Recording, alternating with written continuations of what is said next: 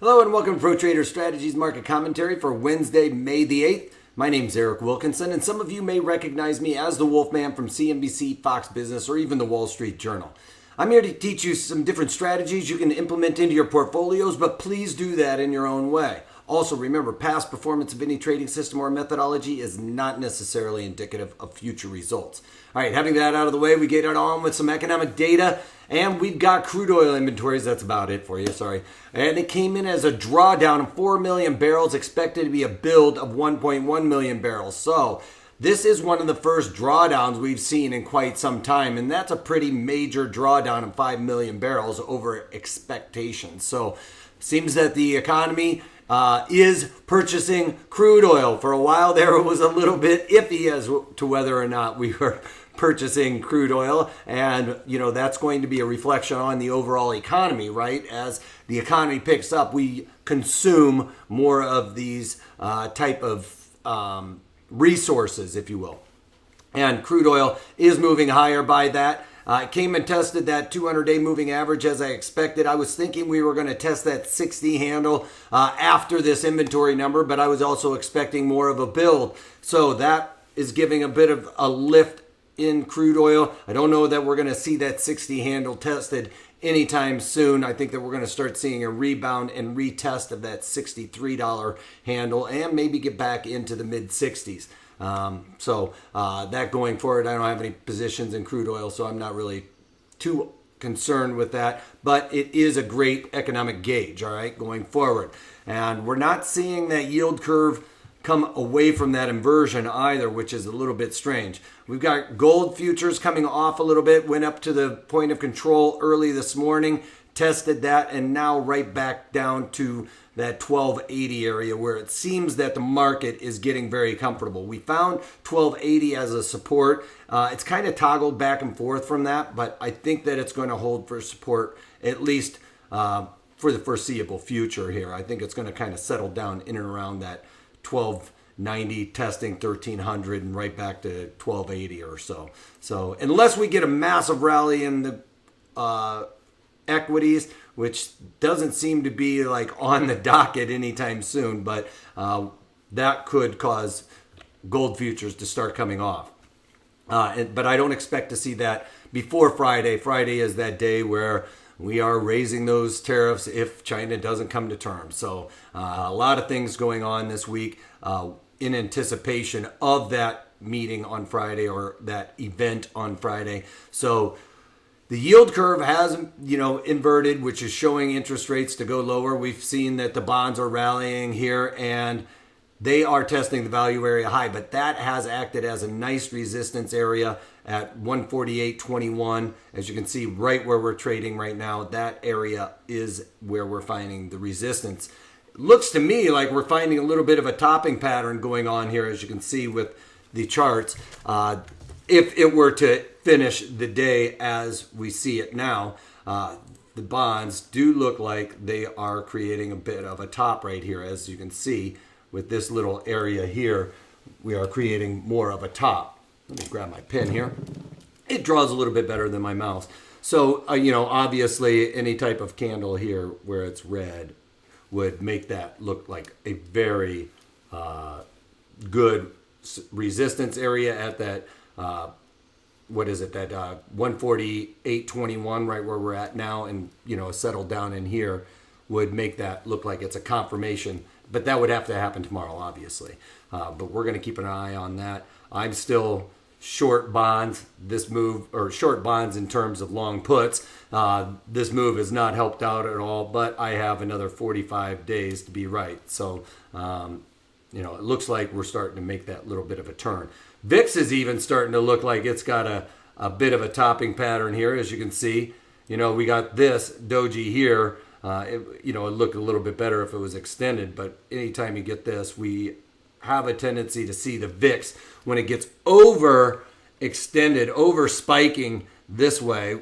We usually will see that kind of same snap down as you saw all over here, where we kind of get this pop, pop, pop, and then a slam down right afterwards. So that's kind of like what we're looking for here in the VIX. Is it's starting to move a little bit too quickly to the upside, that usually begs for it to come back into the stratosphere. It's outside the stratosphere right now, as you can see. But anytime, like I said, we start getting those kind of spikes where it really rallies too quickly, it's kind of like what I've talked about a lot of times with these markets. When they move too quickly, they have a tendency to snap back as well. So I think that's what we're going to see here in the VIX, with the equities starting to make a bit of a rebound here. You can see here in the Dow Jones Industrial Average, finally we got a day in positive territory, up 38 points on the day, but the market is below the value area high, which would normally act as support, but it will act as resistance now. And the market, seeing this right here, which is the point of control, is a magnet. So it's going to be a strong draw to that area with the equities back into the value area. So we're going to have to keep a close eye on that. My portfolio is very delta long, so I'm going to be very diligent in watching this. I don't want to see much more of a correction at this point, as probably most of you are in the same boat. We've got the NASDAQ. It's in negative territory. It's been the one that's kind of been lagging. More people are kind of putting their money towards the blue chips, some of the more stable companies rather than tech, where it's a little bit more volatile. So NASDAQ, after this kind of market move, I could see being the laggard back to the upside. And we've got the NASDAQ, or sorry, E-mini S&Ps. They were positive a little bit earlier, but as you can see, we are starting to slowly trickle to the downside. It's trying to struggle to get above its own value area high. But now that we are back inside that value area, it's going to be a tough road to hoe. Settlement above this value area would really make this chart look pretty darn good as far as I'm concerned. It would make it look like it was looking to want to rebound. Then we've got the breakdown of the E-mini S&Ps. This is a 30-minute chart. Each candle is a 30-minute segment. The blues are an entire day. This grayed out section is the overnight session. So we can take a look at this. As you can see, yesterday we got that after the big sell-off. We've been getting these rallies late in the day, showing some bullishness, and usually that's some institutional money coming in. So they made that pop happen, and overnight, pretty mixed. I would have to say it was pretty balanced the way that the market rallied up. Then they flushed out and come back again. So I would say it's pretty balanced, pretty tough to discern what kind of direction we're going to make when you see something like that. But the market kind of bouncing around and trying to decide where it really wants to go, if it's going to sell off or rally. These battle between the bulls and bears is quite a battle to see these days. And I haven't added anything to my portfolio, just kind of wait and see. Like I said, I'm mostly delta long in my portfolio, especially when it's beta weighted to the SPY.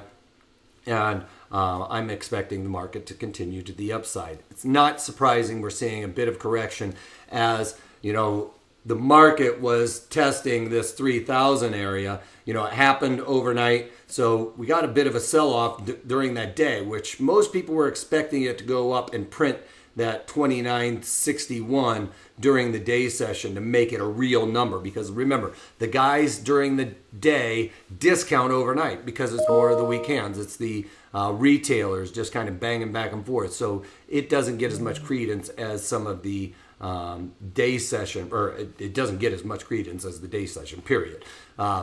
So a lot of people were expecting us to rally up there and test that area. We kind of petered out on Thursday of last week. Friday of last week. I really thought we were going to try and print that in the day, but of course, then Trump came out with his talk and we got that drop. So the market is going to really struggle to get there, but it is a target.